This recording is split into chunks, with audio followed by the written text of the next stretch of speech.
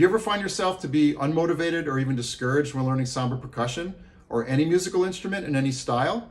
It would be one thing if this happened every once in a while or once in a blue moon, but unfortunately, in my opinion, it appears to be an all too familiar emotion, an all too common situation for so many people who are involved in music, whether they're just beginning their musical journey or have been involved in music for many, many years.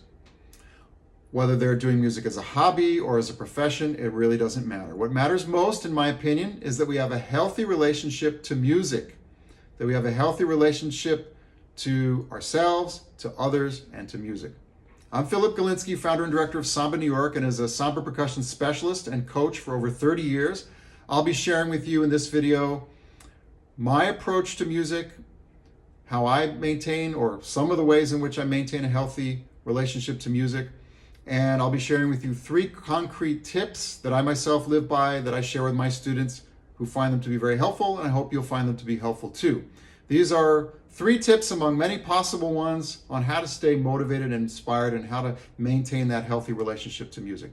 Music for me is supposed to be fun, joyful, and enriching for ourselves and others. So here are 3 tips in helping us maintain that healthy approach.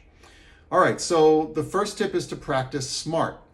What does that mean? Well, for one thing, it means not to focus on too many things in our practice sessions. Focus on maybe 2 or 3 things at a time.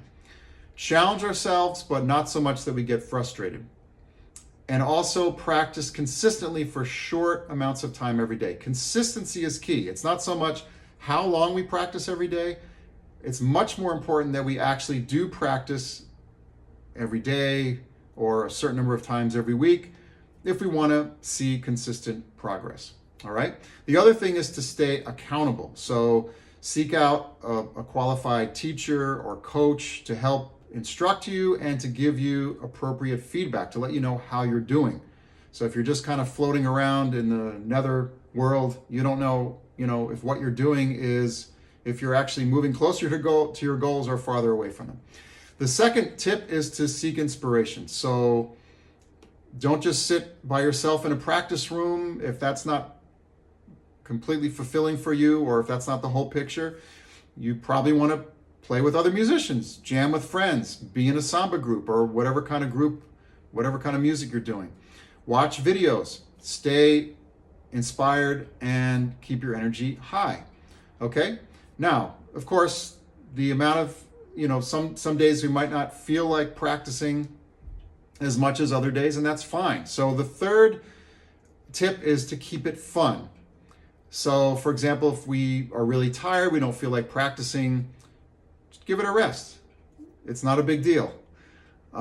Life is more important than how much you practice, okay? And don't compare yourself to other people. That's key. That's key. We're each a unique individual. We have something unique and beautiful to offer that can't be compared with anyone else, okay? So remember, don't compare yourself to others.